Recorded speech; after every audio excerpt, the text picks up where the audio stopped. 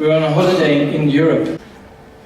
If you want love, be the source of it. If you want integrity, be the source of it. If you want happiness, be the source of it. So, are you courageous enough to do the things that it takes to be a leader? Are you courageous enough to go and confront that person and say, excuse me, but that's not we agreed as a team. We don't do that as a team. It takes courage. Do you connect with people? It's one of the most important things, belonging and connecting with your staff. And the unions. We've done work with unions where we've got them together with Appreciative inquiry, and the guy said, I've been fighting a war that doesn't exist in my life. It exists in my memory. We could have done this. The HR manager, don't laugh. I went, do you know where Hotel is? Do you know Hotel? Up there, north there. We arrived for one of the mines. So we arrived to do the workshop at Solidarity and the Satawa and all the wows, huh? They won't even go into the room to start the workshop.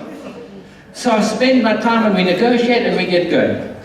At the end of 2 days, the video's up on YouTube. The HR manager is sitting, relaxing, we're in a circle. He says, I cannot believe I'm this relaxed with you oaks in the room together. And the Solidarity guy stood up and says, I'm Alan, whatever my name is, whatever union you're from, I will find a way to help you. But it's that connection and the communication and coming from a positive approach rather than hacking at the ankles and using our past baggage as a filter. We all have baggage, but handle reality, you might discover an amazing new person in front of you. Be competent. John, we met a while ago and we had a conversation about confidence and competence. You know, confidence will get you on the field, eh? Confidence will get you there. It's not going to keep you there. Competence will keep you there. We need competent people. I could be a confident pilot, and I can't fly, but I'm confident. Who's coming with me? We're going to go flying. But hey, I know how to fly. I don't need 27 cars. But like, if I've got competence, I can be quiet and I can be confident. But are those arms folded again? Man, where's the integrity in this town, eh? And at the end of the day, it comes down to what is the culture. We know from our research now that culture is a leader's main job. If you bring your home culture to the workplace, now you're going to have 12, 13, 15 different cultures. You have to have, like you've got your rules of engagement, a workplace culture. This is how we dance. This is what's acceptable. This is why we keep promises. This is the consequences. But it's a leader's job to build and maintain that culture, because the culture controls at least 60% of the results you create. But it's invisible until you can start to see it. So have a look at these qualities of leadership and quickly score yourself. How trustworthy are you? Don't have to, just inside. Start to assess yourself. Are you honest? Do you give respect? Are you responsible? Are you accountable? Do you deliver no matter what?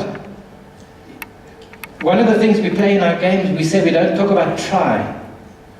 You know, somebody says, I need the report by Friday, 4 o'clock. I'll try. Can you count on them?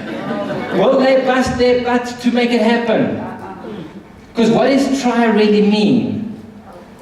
Don't count on me. I'm not reliable. I'm not going to deliver. But because we don't have the power to say that, so we say, I'll try.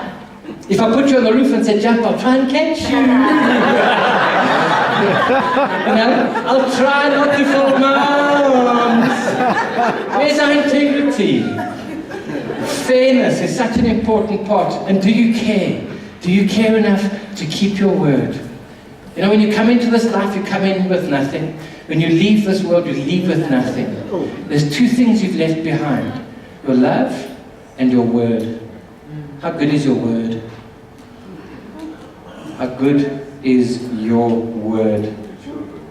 Because this is what I know about life. When you break your word out to the world, it will come back tenfold to you. So maybe the things you're bleating about in your life is because you created it. So let's see how good your integrity is. Imagine this, you're driving in your car and you have an accident. It's your fault that you have an accident. And now your friend and yourself go to the police station. What do you expect your friend to say? What are you going to expect your friend to say? To protect you or to tell the truth? You see, now we know who's got integrity and who doesn't. Integrity isn't something that you do when it's convenient, if you're a real leader. Because we always find a way to explain. There's a line, it's clear. Like you made a promise to keep arms folded.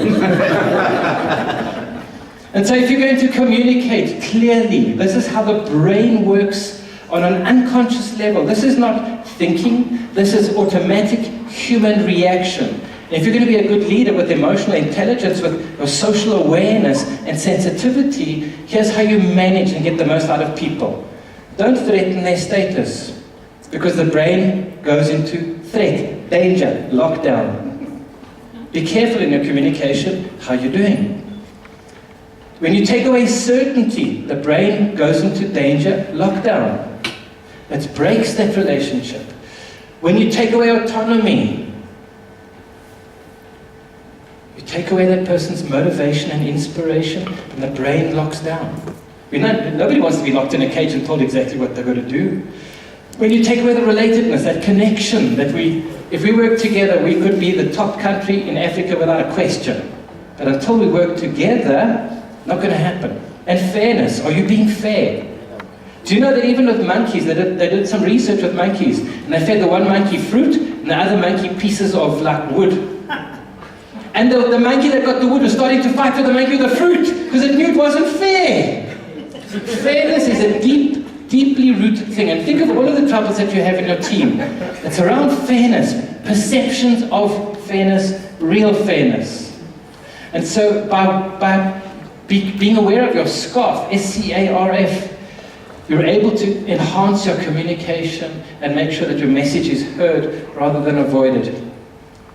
And so this is why you need to build a culture where there's listening, where there's integrity, where there's respect. I heard that you guys have done amazingly well, so please give yourself a round of applause for the performance you did. But I heard you could just do a little better and you would be superstars. 1% every day to be that superstar. Build a culture that you are the performers, so that your culture isn't like this. You need to build a culture that is going to become outstanding, that people speak about you. They want to see you versus run away from you.